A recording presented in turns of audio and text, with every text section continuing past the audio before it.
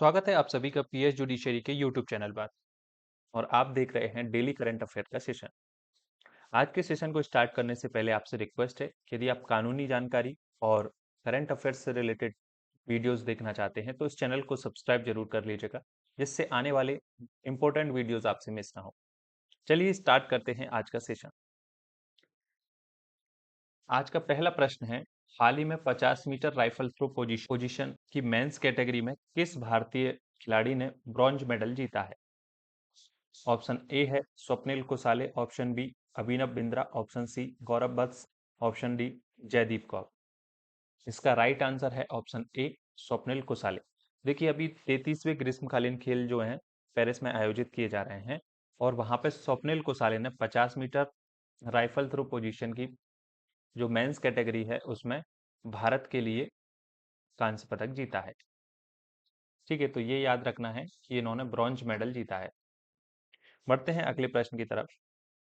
देखिए, अगला प्रश्न है कि हाल ही में सुप्रीम कोर्ट के कितने न्यायाधीशों की पीठ ने, यानी कितने जजों की पीठ ने निर्णय दिया है कि अनुसूचित जातियों में उपवर्ग बनाकर आरक्षण दिया जा सकता है? ये एक इंपॉर्टेंट जजमेंट है। ऑप्शन ए है एक जज, ऑप्शन बी 3 जज, ऑप्शन सी 5 जज, ऑप्शन डी 7 जज। इसका राइट आंसर है ऑप्शन डी 7 जज। हाल ही में सुप्रीम कोर्ट के 7 जजों की पीठ ने 6-1 के बहुमत से निर्णय दिया है कि एससी कैटेगरी के अंतर्गत उप कैटेगरी यानी कि सब कैटेगरी बनाकर जो है आरक्षण रिजर्वेशन दिया जा सकता है। देखिए, अनुसूचित जातियों के अंतर्गत जो एससी कैटेगरी की इसमें बात की जा रही है, तो एससी कैटेगरी के अंतर्गत जितनी भी कास्ट आती है, ठीक है, जो एससी कैटेगरी में शामिल है, उनके अंदर भी एक सब कैटेगरी बनाकर, जैसे कि मोर बैकवर्ड एमबीएससी बनाकर, मोर बैकवर्ड क्लास बनाकर आरक्षण इनको दिया जा सकता है। ठीक है, तो इस केस में जो 7 जजेस की पीठ है सुप्रीम कोर्ट की, उन्होंने यही बात बोली है, तो ये ध्यान रखना है। और आगे वाले प्रश्न में और हम डिस्कस करेंगे कि कौन सा केस था, क्या क्या चीजें थी। और बीच में इंटरप्ट करने के लिए मैं माफी चाहूंगा कि यदि आपको देखो किसी प्रश्न का आंसर पता हो तो आप उसको पॉज करके कमेंट सेक्शन में दे दिया कीजिए। जिससे होगा क्या कि आपका जो जिस प्रश्न का आंसर आपको पता है उसको यदि आप लिखोगे तो जो है वो अच्छे से याद हो जाएगा आपको। तो चलो बढ़ते हैं अपने अगले प्रश्न की तरफ। देखिए, हाल ही में सुप्रीम कोर्ट के 7 जजों की पीठ ने पूर्व के अपने किस फैसले को पलट दिया है? ऑप्शन ए है केसी बसंत कुमार बनाम कर्नाटक राज्य, ऑप्शन बी है इंदिरा साहनी बनाम भारत संघ, ऑप्शन सी ईबी चेन्नैया बनाम Andhra Pradesh, option D M Nagraj बनाम भारत संघ। इसका राइट आंसर है ईबी चेन्नैया बनाम आंध्र प्रदेश राज्य। तो देखिए, हाल ही में सुप्रीम कोर्ट ने जो डिसीजन दिया है अपना 1 अगस्त को, उसमें 7 जजों की पीठ ने जो था ईबी चेन्नैया बनाम आंध्र प्रदेश राज्य, जो 2004 का मामला था, उसको उलट दिया है। इस 2004 के मामले में ये कहा गया था कि एससी कैटेगरी के अंतर्गत सब कैटेगरी बनाना जो है आर्टिकल 341 का वॉयलेशन होगा। एससी कैटेगरी के अंतर्गत हम उपवर्ग बनाते हैं तो वो जो है अनुच्छेद 341 का वॉयलेशन होगा। ये जो जजमेंट था 2004 का था। और इसमें जो न्यायाधीश थे वो 5 न्यायाधीश की पीठ थी, इसमें 5 जजेस थे। और जो अभी का निर्णय आया है, ये जो ईबी चिन्नैया का फैसला था, उसमें जो है पलटते हुए ये जजमेंट आया है पंजाब राज्य बनाम दविंदर सिंह व अन्य। ये जजमेंट आपको याद रखना है कि कौन सा जजमेंट है जिसमें ईबी चिन्नैया के जजमेंट को पलट दिया है, यानी कि उलट दिया है, रिवर्स कर दिया है। तो ये जो है पंजाब राज्य बनाम दविंदर सिंह के मामले में ईबी चिन्नैया के मामले को उलट दिया है। और अब ये व्यवस्था की गई है, यानी कि अब ये निर्णय दिया गया है 6-1 के बहुमत से 7 जजों की न्यायपीठ ने, कि अनुसूचित जातियों के अंतर्गत उपवर्ग बनाकर, यानी कि सब कैटेगरी बनाकर रिजर्वेशन जो है दिया जा सकता है, और वो संवैधानिक है। तो अब ध्यान रखना है आपको कौन से केस में ये वाली चीज बोली गई है कि इसी कैटेगरी के अंतर्गत उपवर्ग बनाए जा सकते हैं। तो वो केस का नाम आपका हो जाएगा पंजाब राज्य बनाम दविंदर सिंह, 1 अगस्त 2024 का ये मामला है। और ये 2004 का जो मामला था इसको रिवर्स कर दिया है। आई होप आपको ये सारी चीजें समझ आ गई होंगी। इस जजमेंट को अच्छे से समझना चाहते हैं आप तो इस पर हम जल्दी ही एक वीडियो अपलोड करेंगे। अगला प्रश्न है, हाल ही में किस देश को अमेरिका ने पहला फाइटर जेट F-16 और नया एयर डिफेंस सिस्टम सौंपा है? Option A Ukraine, option B Taiwan, option C Bharat, option D Pakistan. तो इसका राइट आंसर है ऑप्शन ए यूक्रेन। देखिए हम सब जानते हैं कि पिछले कुछ सालों से जो है रूस और यूक्रेन के बीच में जो है युद्ध जैसी स्थितियां हैं, यानी कि युद्ध चल रहा है वहां पे। और इसीलिए जो है अमेरिका ने यूक्रेन को अपना F-16 फाइटर प्लेन और जो भी नया डिफेंस सिस्टम जो है सौंपा है।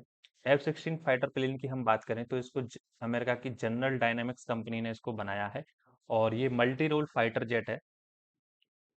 इसकी खूबियों की हम बात करें तो देखिए इसकी स्पीड है आपकी 2414 किलोमीटर प्रति घंटे की रफ्तार से ये चल सकता है। ये जो आप देख रहे हैं ये F-16 फाइटर प्लेन है, और इसकी रेंज जो है यानी कि वो है आपकी 4220 किलोमीटर की। और इसमें जो एडवांस रडार सिस्टम लगा हुआ है और एडवांस हथियार से लैस है, हवा से हवा में मारने की क्षमता है। देखिए ये जो आप देख पा रहे हैं यहाँ पे, ये जो बनी हुई है, तो इनके अंतर्गत क्या है, हथियार लगे होते हैं। तो यहाँ से ये हवा से हवा में मार सकता है, यानी कि हथियार जो है छोड़ सकता है। और इसकी एक और खूबी है कि ये किसी भी मौसम में उड़ सकता है, यानी कि मौसम इसके आगे बाधा नहीं होता है। और दुनिया के सबसे विश्वसनीय फाइटर प्लेनों में से एक है ये F-16। तो ये ध्यान रखना है कि F-16 फाइटर प्लेन जो है वो दिया है किसको, यूक्रेन को। अगला प्रश्न है कि हाल ही में अंशुमान गायकवाड़ का निधन हो गया है और वे किस खेल से संबंध रखते हैं। ऑप्शन ए है hockey, option B football, option C cricket, option D badminton. इसका राइट आंसर है ऑप्शन सी क्रिकेट। देखिए अंशुमान गायकवाड़ जो है वो एक क्रिकेट खिलाड़ी थे जो इंडियन टीम के हेड कोच भी रह चुके हैं। और इनका जो है 31 जुलाई को ब्लड कैंसर की वजह से 71 वर्ष की उम्र में निधन हो गया है। और ये जो थे सुनील गावस्कर के साथ में जो है ओपनिंग पार्टनर थे, सुनील गावस्कर के डिफेंसिव बैट्समैन थे। इनको इनको ग्रेट बॉल के नाम से भी जाना जाता था। और बीसीसीआई ने इनको 2018 में लाइफ टाइम अचीवमेंट अवार्ड से सम्मानित किया था। तो इतनी बातें आपको ध्यान रखना है। अगला प्रश्न है, चिकित्सीय सेवा महानिदेशक सेना का पदभार संभालने वाली भारत की पहली महिला कौन बन गई है। अगला प्रश्न है, चिकित्सीय सेवा महानिदेशक सेना का पदभार संभालने वाली भारत की पहली महिला कौन बन गई है। ऑप्शन ए है Sunita Williams, option B lieutenant general Sadhana Saxena Nair, option C PT Usha, option D Mithali Raj. इसका राइट आंसर है लेफ्टिनेंट जनरल साधना सक्सेना नायर। देखिए जो साधना सक्सेना नायर हैं वो चिकित्सीय सेवा महानिदेशक बन गई हैं सेना के अंतर्गत, यानी कि आर्मी के अंतर्गत। तो ये जो साधना सक्सेना है, इन्होंने सशस्त्र बल मेडिकल कॉलेज पुणे से जो है इन्होंने अपना ग्रेजुएशन किया था। और 1985 में ये जो है भारतीय सेना मेडिकल कोर में नियुक्त की गई थी। और 2020 की जो हमारी शिक्षा नीति बनी थी उसमें एक कमेटी बनाई गई थी के कस्तूरी रंगराजन की अध्यक्षता में। तो उस समिति में विशेषज्ञ के रूप में इनको नामित किया गया था। और देखिए हमारे देश में हम डिफेंस सिस्टम की बात करें तो तीन जो है हमारे मेन जो है आर्म्ड फोर्सेस होते हैं। पहला हमारा आता है आर्मी होती है, दूसरी हमारी एयरफोर्स होती है, तीसरी होती है हमारी नेवी। ये तीनों सेनाएं होती हैं, और इन तीनों सेनाओं के अंतर्गत एक ब्रांच कह सकते हैं या एक डिपार्टमेंट कह सकते हैं, वो होता है आपका मेडिकल मेडिकल सर्विसेज का। तो उस मेडिकल सर्विसेज के यानी कि चिकित्सा सेवा की महानिदेशक नियुक्त की गई हैं, यानी कि डीजी के पद पर नियुक्त होने वाली ये पहली महिला है। कौन, लेफ्टिनेंट जनरल साधन। तो ये ध्यान रखना है कि ये जो है आपकी आर्मी के अंतर अपॉइंट हुई हैं, आर्मी के मेडिकल सर्विसेज के अंतर्गत, है ना। तो इस प्रश्न से आपको इतनी बातें याद रखनी। अगला प्रश्न है, विदेश मंत्री एस जयशंकर ने किस देश में महात्मा गांधी की प्रतिमा का अनावरण किया है। ऑप्शन ए है भारत, ऑप्शन बी रूस, option C Japan, option D France. तो इसका राइट आंसर है आपका ऑप्शन सी जापान। देखिए अभी हाल ही में जयशंकर जो है जापान दौरे पर गए हैं, और उन्होंने जापान की राजधानी जो है टोक्यो के अंतर्गत एडोगावा बार्ड में महात्मा गांधी की प्रतिमा का अनावरण किया है। जो एडोगावा बार्ड है टोक्यो में, वो भारतीय समुदाय का एक घर घर है जिसको लिटिल इंडिया के रूप में भी जानते हैं। इस मूर्ति के पीछे स्थापना का मुख्य उद्देश्य है कि वहाँ अहिंसा और शांति को बढ़ावा देना है। तो ये ध्यान रखना है कि एडोगावा बार्ड जो है टोक्यो का, उसको लिटिल इंडिया के रूप में भी जाना जाता है। और जब जापान की हम बात करें तो देखिए जापान जो है एशिया महाद्वीप का एक द्वीपीय देश है, और राजधानी इसकी है तो वो टोक्यो है, और मुद्रा जो है एन है। इस प्रश्न से आपको इतनी बातें याद रखनी है। पढ़ते हैं अगले प्रश्न की तरफ। देखिए रैपिडो जो है, रैपिडो इस साल यूनिकॉर्न बनने वाला कौन सा भारतीय स्टार्टअप बना है। देखिए रैपिडो की बात करें तो ये जो रैपिडो है motor motor bike taxi provide करता है, यानी कि मोटरसाइकिल की टैक्सी के रूप में सेवाएं प्रदान करता है। तो 2024 में यूनिकॉर्न बनने वाला ये कौन सा स्टार्टअप है भारत का, ये आपको बताना है। ऑप्शन ए है पहला, दूसरा, तीसरा, ऑप्शन बी चौथा। इसका राइट आंसर है ऑप्शन सी, तीसरा। तो देखिए रैपिडो जो है एक वर्ष 2024 के अंतर्गत यूनिकॉर्न बनने वाला भारत का तीसरा स्टार्टअप बना है। और फिनटेक, फरी फ्यूज और अपार्टमेंट जो है क्रूड ट्रिम के बाद में जो है रैपिडो जो है 2024 में यूनिकॉर्न बनने वाला तीसरा भारतीय स्टार्टअप बना। स्टार्टअप है यहाँ पर, ये गलत लिखा है छात्र, भारतीय स्टार्टअप बना है। ठीक है, यूनिकॉर्न की हम बात करें तो देखिए कोई भी कंपनी यूनिकॉर्न कब बनती है, जब उसकी पूंजी जो है $1 बिलियन को क्रॉस कर जाती है, यानी कि उसकी वैल्यूएशन जो है $1 बिलियन हो जाती है।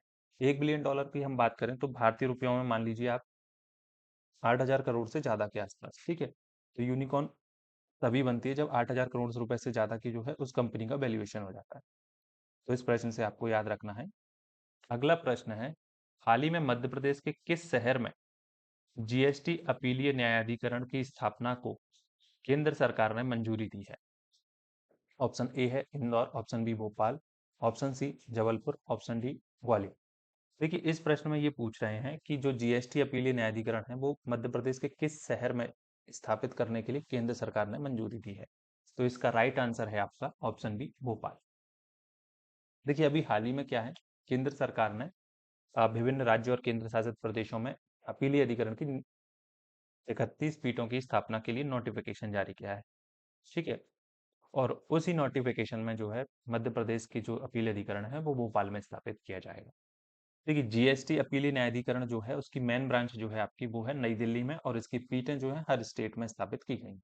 और ये स्थापना जो की गई है जीएसटी एक्ट 2017 का है, जिसकी धारा 109 के अधीन की गई है। देखो जीएसटी की हम बात करें तो जीएसटी की फुल फॉर्म होती है गुड्स एंड सर्विस टैक्स, यानी कि माल और सेवा कर। और 1 जुलाई से ये हमारे यहाँ पर लागू है। 1 जुलाई 2017 से जो है जीएसटी कर जो लागू है, और एक ये इनडायरेक्ट टैक्स सिस्टम होता है। ठीक है, तो इतनी बातें इस प्रश्न से आपको याद रखनी। अगला प्रश्न है कि साल 2025 में एशिया कप की मेजबानी कौन सा देश करेगा? ऑप्शन ए है Sri Lanka, option B Pakistan, option C Bharat, option D Bangladesh. इसका राइट आंसर है ऑप्शन सी भारत। देखिए 2025 का जो एशिया कप आयोजित किया जाना है उसकी मेजबानी जो है भारत करेगा, यानी कि उसका आयोजन जो है भारत के भीतर किया जाएगा। और इसकी घोषणा किसने की है? ये की है आपने एसीसी, यानी कि इसकी फुल फॉर्म होती है एसीसी की, एशियन क्रिकेट काउंसिल, है ना। तो आपको ये ध्यान रखना है, एशियन क्रिकेट परिषद ने इसकी घोषणा की है। और एशियन क्रिकेट परिषद की हम बात करें तो ये जो है आईसीसी के सबऑर्डिनेट बॉडी है एक। इंटरनेशनल स्तर पर जो भी मैच होते हैं सभी कंट्रीज में कि तो इंटरनेशनल क्रिकेट को मैनेज करता है आईसीसी, और एशियन एशिया में क्रिकेट को मैनेज करता है एसीसी, और भारत का जो है मैनेज करने वाला कौन है? बीसीसीआई। तो ध्यान रखना है कि इन दोनों का ही मुख्यालय कहाँ पे है? ये दुबई में इनका हेडक्वार्टर है। इसके अलावा भारत जो है 2026 के टी20 विश्व कप का भी आयोजन करेगा, यानी कि उसकी मेजबानी करेगा। और 2027 में जो एशिया कप होगा वो बांग्लादेश इसकी मेजबानी करेगा। तो इतना आपको ध्यान रखना है। ठीक है, आपके लिए प्रश्न ये है कि हाल ही में यूपीएससी के नए अध्यक्ष के रूप में किसे नियुक्त किया गया है? तो इसका ऑप्शन है आपके सामने प्रीति सूदन, मनोज सोनी, राजीव कुमार, अनुराधा कपूर। तो आपको ये बताना है कि यूपीएससी के जो नए अध्यक्ष नियुक्त किए गए हैं वो कौन। ठीक है, इसका प्रश्न इसका उत्तर जो है आपको कमेंट सेक्शन में बताना है। और आपको नहीं पता है तो इसका आंसर जो है हम कल के वीडियो में लास्ट में डिस्कस करेंगे। कल के सेशन में हमने आपसे प्रश्न पूछा था कि विश्व धरोहर स्थल सूची में 43वां स्थान कौन सा है भारत का जो अभी शामिल हुआ है? तो इसका राइट आंसर है मोईरांग। कौन सा है इसका राइट आंसर? मोईरांग। देखिए मोईरांग जो है असम में स्थित क्या है? अहोम राजवंश के टीला दहन प्रणाली सिस्टम है, जिसे क्या है सांस्कृतिक कैटेगरी के अंतर्गत यूनेस्को विश्व धरोहर सूची में शामिल किया गया है। और इस तरह से जो है ये हमारा 43वां स्थान था जो विश्व धरोहर स्थल की सूची में शामिल किया गया है। तो आई होप आपको ये सारे प्रश्न जो हैं समझ आ गए होंगे। और आपका कोई भी डाउट है तो आप कमेंट सेक्शन में पूछ सकते हैं। और आपकी कोई भी राय है या सजेशन आप देना चाहते हैं तो भी आपके लिए कमेंट सेक्शन खुला हुआ है। और मिलते हैं अपन कल के नए सेशन के साथ में।